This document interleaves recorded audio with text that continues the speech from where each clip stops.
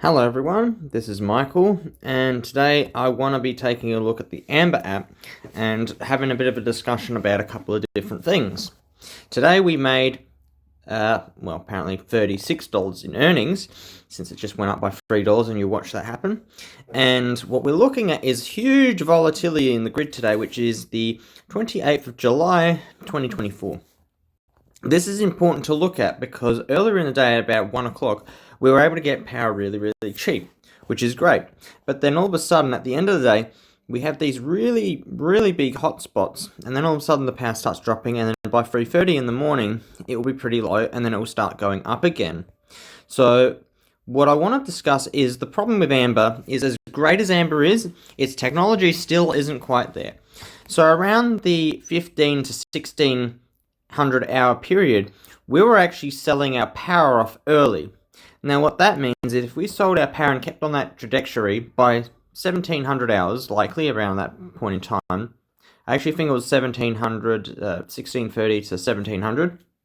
So we started at 1630, selling, got to 1700, selling, and we would have missed out on some really huge potential opportunities to make a little bit of money between 1730 and 1830. Now, you guys might think we're trying to make money. No, we're actually trying to offset the cost of a system, which is $18,500 baseline for 5 years of warranty, $19,000 for 10 years of warranty, and for the infrastructure we had to have installed was an additional about $600. So we're looking to try and make $20,000 over the next 10 years to offset the purchase of this battery to make it worthwhile. So we're not trying to make money, we're just trying to make it beneficial to us. And we're not going to make money, we're just going to offset our bill. That's all we're going to do.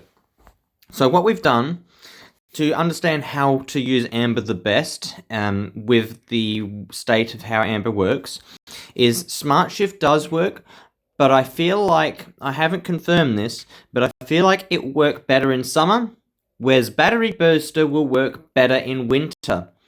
They don't believe me, they don't agree with me, and they say to keep it on SmartShift, but I've changed the settings on purpose because of how it's treating our energy and what it's been doing. Earnings Optimizer is SmartShift, the proper SmartShift, and Battery Booster is to give us a better return on the power we're buying. However, Battery Booster is not flawless, nor is the Earnings Optimizer. Neither of those are actually that great, because they still will sell too early. So in theory, the AI doesn't work well enough for this to be viable.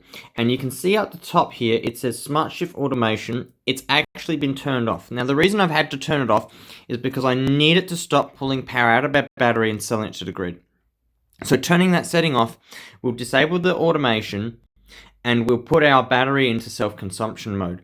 That means all the power we have left over, which is about 30%, is going to stay within our household. So we have about 20% of usage. That's equivalent to about 4 kilowatts. So 25% is 5, and if we divide 25 by 5, it will tell us what 1 kilowatt is in percentage. It's so hard for me to calculate in my head, but that's what we do. We open up the calculator and we say, 25 divided by 5, and that will tell us 5% is equal to a kilowatt. So we have 4 kilowatts on hand. We only need about 3 kilowatts, and to give you the best opportunity to understand how to do this with a battery-only system, that's what this is, I want to point out. So from the point where we're selling power, which is the volatile period here, we're trying to get from 1700 hours, which we will push down to about 75% battery reserves left at 1700, and we started selling at 1730-ish to 1800. The way you know that these prices are going to be real is within about 20 minutes of selling at that rate, you'll see the power fluctuation either go down then come back up, or just keep going down. If the power price goes from like $8.71 and goes down, you need to stop, and then you need to pivot to try and conserve what little you have left. And that's what we let it do. We let it try to automatically sell at 1630, 1700. But with all of these spiky periods right here, we had to make our own split-second decision, snap our fingers, and be like, we're going to sell our power when we want to, not let Smart Shift or Battery Booster Mode do this. We just decided when to let it do it. And so the way we chose how to do it, to understand, we have this option called Control My Battery. Now, because I'm locked out right now, I have to literally, it will sell our power. Look, I'm showing you, we're selling power. We're not really selling power, but to understand how much our power is getting pulled, we have literally no power going to the grid. We have a 504 watt load on the house, which is a bit too much power. So we need to power down the house just a little bit, as best as we can, to preserve what little power we have, because that is, that would be very, very bad if we run out of power. And because it's only, we need, well, this will last us about 8 hours of power. So to understand, we need to be like, right, the power price right now from where we are now to 3:30 in the morning. So we're going to go 7, 8, 9, 10, 11, 12, 1, 2, 3. And that is about 8 hours. We have to make this power that we have remaining last us 8 hours, because we do have a 2.2 kilowatt endpoint, which is 10% of the battery can't be used or it will damage the battery. So what we're going to do temporarily, and you'll see Smart Shift will automatically turn on the cell mode, and this is why we turned it off. So I'll turn it back on to show you some settings. And when I go to control my battery, because it's changing, automation was deactivated, now we're reactivated. If I go to control my battery, you'll see charge battery, dispatch battery energy, preserve battery energy, and consume battery energy. So what you need to know is preserve battery energy will pull power from the grid and leave the level as it is. You only do that when you're willing to pay the price that's in the grid at that point in time. And you ideally want to just set it and leave it alone, because once it stops, then you'll have another problem, which is it will then do whatever it wants with your power with the grid or to itself. Like it will either pull power from the grid or sell power to the grid. And that will drive you nuts if it's at a very, very bad price. So what you want to do is ideally ignore the preserve battery energy one, because that one there will trick you. There's only certain conditions in which you use preserve energy. Most of the time you want to be on consume battery energy, and you want to be able to decide when you want to charge or dispatch. Preserve is the setting with the lowest value and merit to use, unless certain conditions arise in which you can use the preserve battery energy level. Ideally, you'd be using preserve battery energy when it's between a price that you've paid and a higher price that you don't want to pay. So when it's in between the two brackets, and you know there's going to be a big period where you're going to be spending lots of money if you end up not have enough power, that's when you want to preserve for. And those conditions haven't really occurred very often. Such as today, we went straight from a power price of like 11, 9, 19 cents, and knowing we should recharge 26 cents, 49 cents-ish. Those were the times to be buying. You'll be preserving at the 54 if you want to, and then as it spikes 76, $1, and so on, that's when you'll be selling. We do not want to be preserving at 98 cents. We want to be using our power at 98 cents. We'd be preserving probably at 66 and consuming at 98. Same with 84 and preserving at 50. So they're only very, very minor windows, and there's no merit in any sense to change and pivot based on the rates. So the reason you do it in these periods at those rates is because of how high the prices are, and you want to make your money go as far as possible. But also the good thing is, knowing that we see the green on the horizon, what we can do, keep the power we need from the period we want to sell from, and if we do well, we save that power and conserve and consume our battery for the entire period up until the period where it goes green. And then what we're going to do when it's 3:30 in the morning is we're going to pivot, and we're going to go, and I bet you it's selling our power because it's very smart at doing that. We're likely selling power, but we're going to check what it's actually doing with the power. See, it's feeding in. That's not what we want. That's very, very bad for us. And this is why I'm serious about deactivating the smart shift automation because we don't have enough power to merit doing these rates. It should be looking at them now and realizing we've only got enough power for ourselves. And I want to show this to you because as much as it's worth trying to sell the power at this price, we don't have enough power if it spikes, and we'll be paying the higher rate, which is like $1 more than this here. And then in the following periods, like we'll get $11, but we're going to be paying $2.30 more for our power, if that's correct. Yeah, $2.30 more at $11. So $11 will get paid, but if we don't have the power, we're going to be paying $12.35. The risk reward then becomes, it's not merited.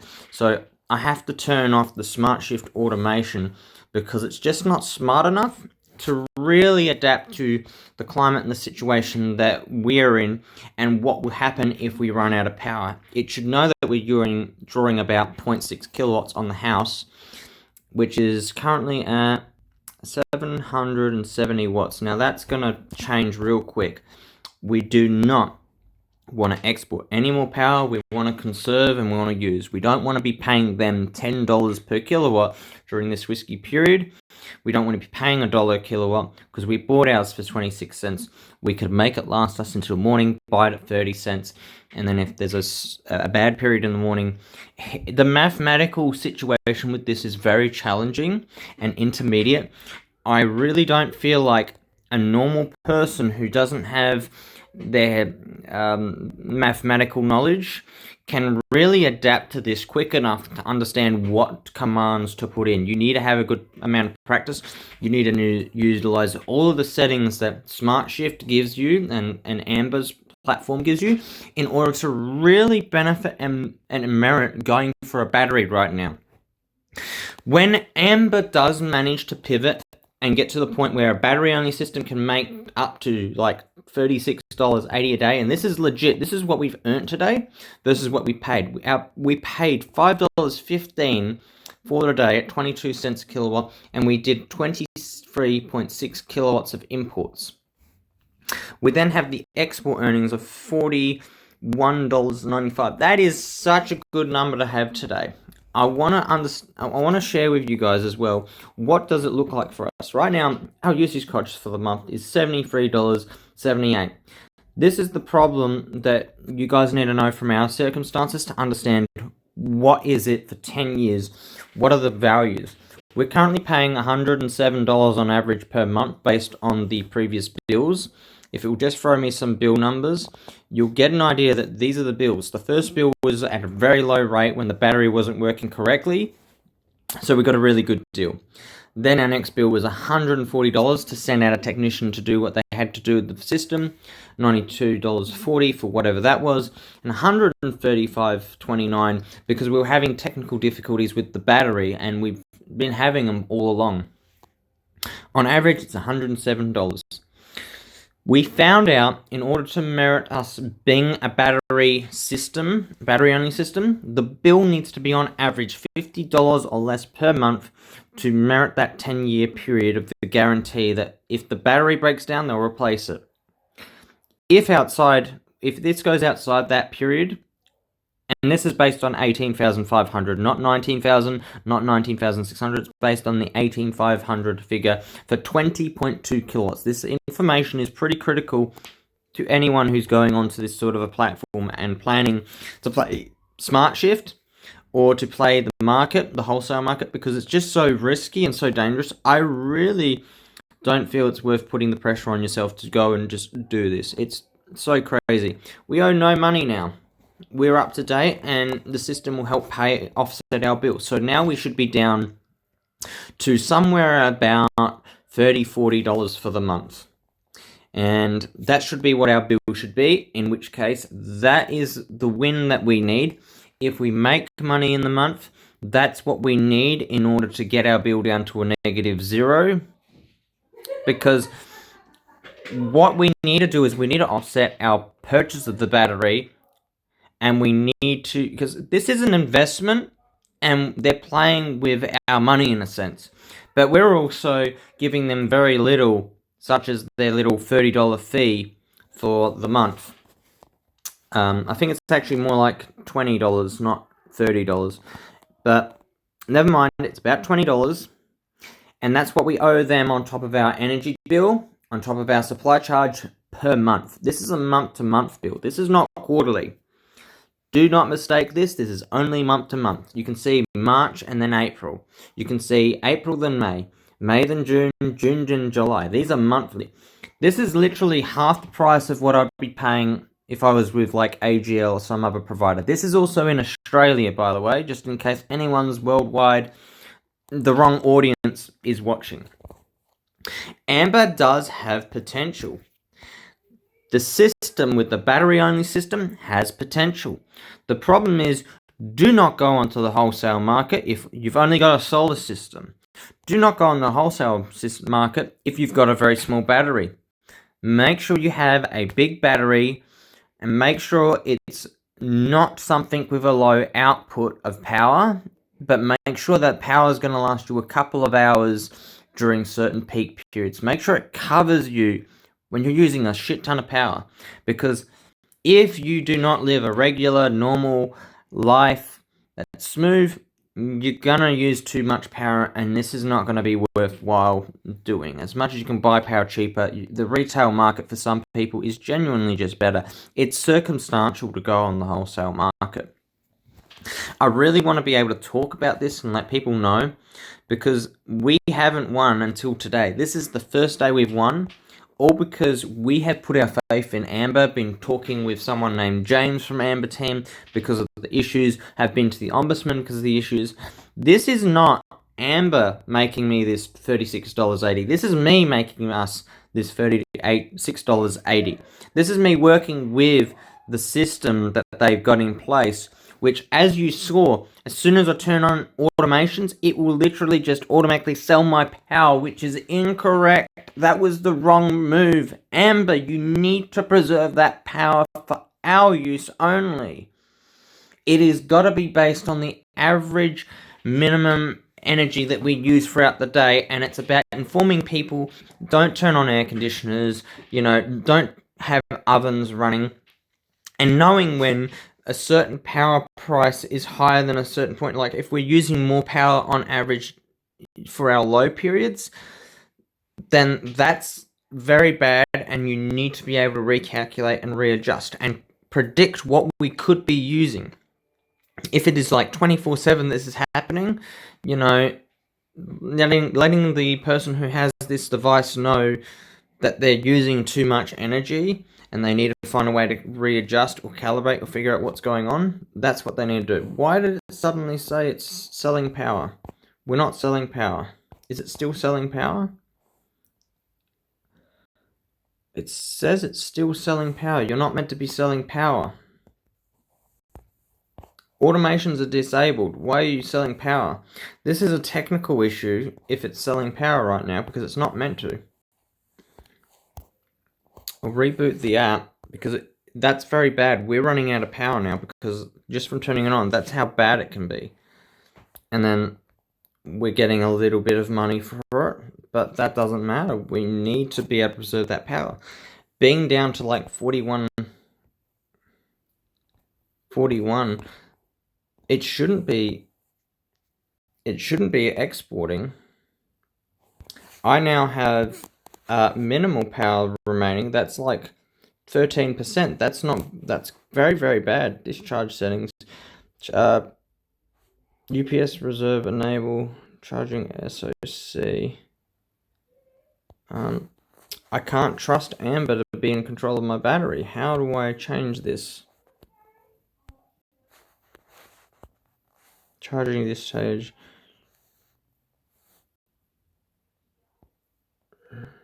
I need to put on time of day. If I turn on this control mode, start time, end time, might just disable the feed in, because it's just from a command that just doesn't hang up for 30 minutes. Amber is now taking too much. That will drop us to 20%, and then we'll only have 10% battery left.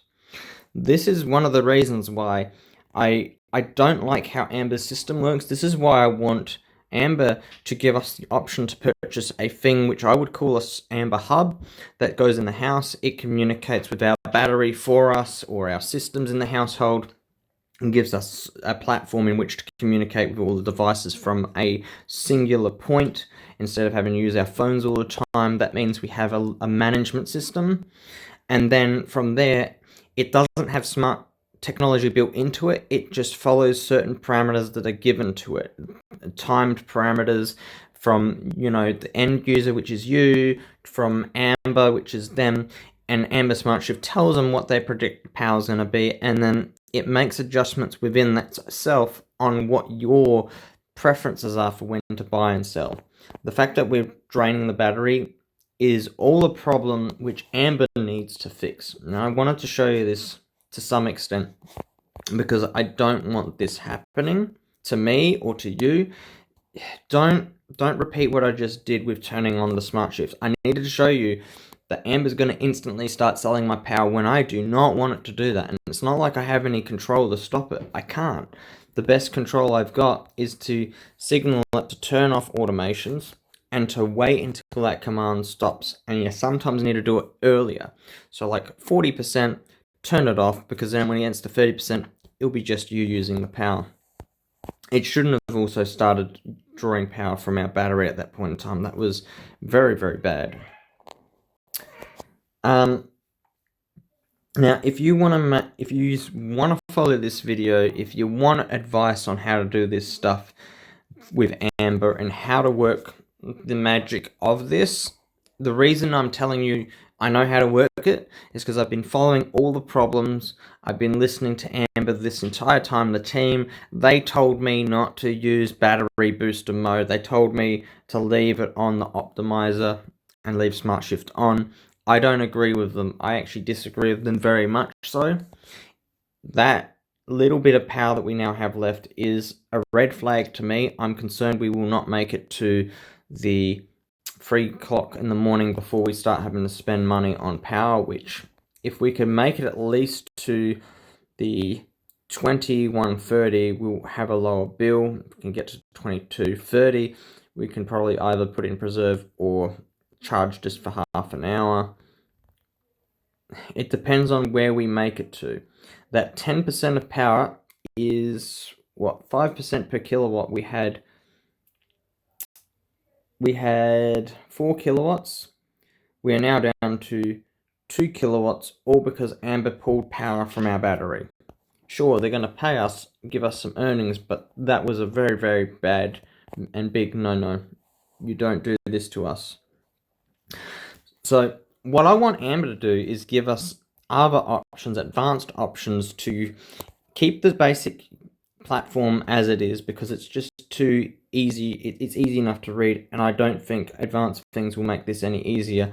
And then having an option where it's like advanced settings, and then having an advanced mode, and then when you click on that, you'll get all sorts of options and a timeline, like this little bar down the bottom with the forecast general usage against a graph such as what they show here, which is the export prices, and then a timeline where you can then click and set a parameter based on what you can see on screen. And then this forecast where it says now XYZ self-consume, that can go away because that's useless to you in advanced mode. You don't need that. That's just useless information on advanced mode.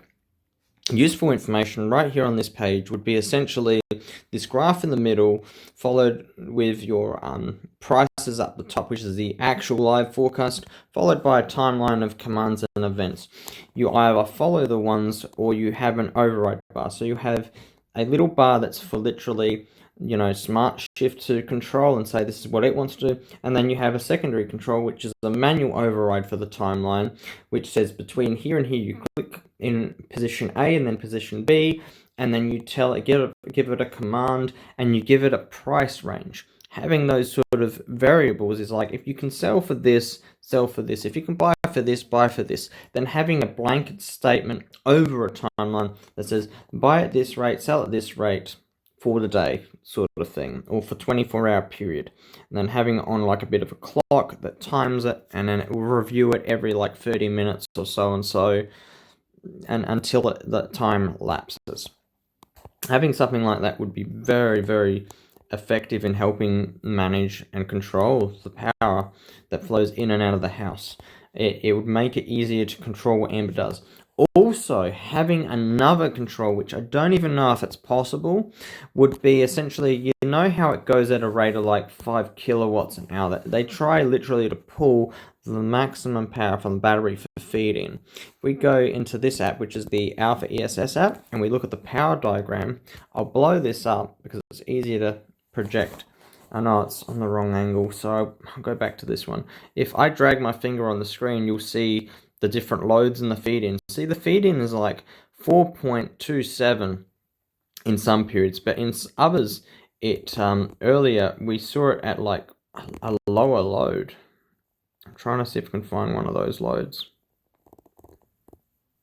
So here we're gonna get close to one.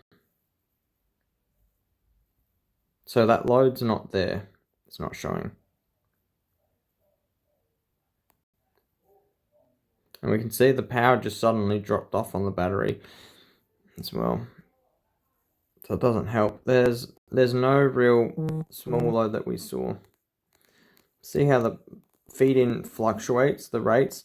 See how it goes down to like 3 in one period, or 3.92, and then all the way goes up to 4.34. It's those kind of fluctuations that make me think that the rate for import-export would be handy. So given that that's the circumstances that you can export like 4.4 kilowatts up to 5 kilowatts is the rates, I think it would be really handy if Amber had a 0 and 100% bar for charging and discharging. That way, if you're not sure if it's unstable during certain periods for recharging the battery and its risk of volatility, just charge slower to mitigate the risk of getting a really big bill in case the power just suddenly switches from like a 2-cent period to all of a sudden a $10 period. And having that during volatile periods, and then for volatile periods where you're selling, depending on the duration of such a period, make it account for maybe about 10% overlap, and then make it just set parameters and have a brain to think, let's sell power at a discharge rate of 1 kilowatt per hour over the next 10 hours, leaving 10 kilowatts for the house, 10 kilowatts for the grid, and then at that point in time, just after, we'll wait until the power price is less than 30 cents, recharge, and then if the power price spikes, in which case we can sell and get back 40 cents, then we can sell. Unless the power price is even higher, then we'll preserve and wait for the right moment to sell over a greater period of time at a lower discharge rate, because selling at 5 kilowatt flat rate, you only get 4 hours of potential periods where that's not even correct. It'll be less than 4 hours where you can sell all of your power, you'll have nothing, and if the power price is still high, you'll be buying it back at a higher rate. It's just a really big risk-reward scenario. So something happened, our power was weird, and I don't know if the battery's memory is bad or something, but it hasn't calculated correctly. $1.22 for the power at the now period. See, it's just up and down. If you were to discharge at a lower rate, you can see in the beginning 1730 it did really well, 1800 did really well. Then we had 2 more periods where we could have done well, but unfortunately we don't have a big enough battery to do it. So having a control for the rate of discharge and rate of recharge would be more helpful for the discharge rate rather than the recharge rate, because the recharge rate doesn't really, I haven't seen the fluctuations go crazy like that. I'm okay with the rates, the discharge, the charging rate being at the max, hit it hard, hit the accelerator gas pedal hard, recharge the battery as quickly as possible, but discharge my battery slowly, because selling it so quickly means we have no reserve power left. I want to make this clear, because I really want people to be able to message Amber and tell them to, fix this and to, put out some information. Can they do these features? Because, you guys really want to benefit from Amber and this sort of platform. Where is the incentive for you to let the system do its thing? Because you have to micromanage this as it is. That's not fun, and it's only a year old, so I would not hassle them, and threaten them or anything. They're going to have to take their time on fixing these things. They're going to need certain people backing the project in which can see these problems and be able to help address and fix them. They're going to need people who can actually implement the solution. Because unless they implement a solution where they can control the rates and make it work the way it needs to work, this is just not feasible for someone who does not have money to go and get on this. Because with a general retailer, they're going to give you nothing for your power. With general retailer, they are literally going to make money off of you making the purchase. You'll make the purchase, they'll make the money. So they will offset the purchase of a battery by making you pay for the battery yourself, and then them retailing your power for their growth, because they had the years where they built their gas power plants, their coal-fired power plants, and they spent the money to be able to sell you power. And now that those technologies are fading out, well, how can we make money at the same sorts of rates? Oh, we'll just slap a 20-cent, fee on selling power to you to your battery, and we'll give you 20 cents back, but we'll charge you 40 cents. Is the risk you're playing? They have to have a solar tariff, which you pay for recharge your battery. They'll still charge you the full amount to use your power in your own home, and the only benefit to you is selling the power, or just keeping your energy use minimal. Either way, you're going to have this risk where you're going to be like, I can't use a lot of power. But with Amber, you have the periods where it's like, let's use power. They're paying us to use power. You're going to have periods where it's going to be like, let's use power. The power is cheap. But then you're going to have those dark periods like now, where it's like, we need to minimize usage. We need to make our power last. Amber needs to be able to help guide you on how best to use the power in your own home.